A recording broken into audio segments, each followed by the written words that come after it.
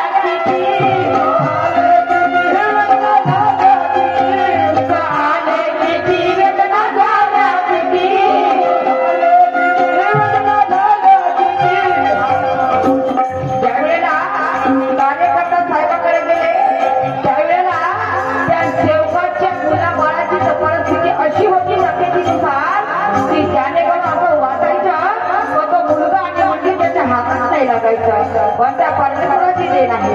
त्या कारण आम्ही येणं चित्त येणं काम येणं भगवंताची प्राप्ती केली।